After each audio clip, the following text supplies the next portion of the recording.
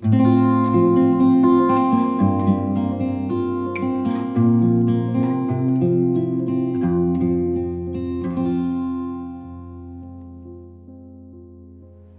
there, and welcome to Sugar Hiccups. Today I have a marvelous sticker book. This sticker book is on the Art Masters.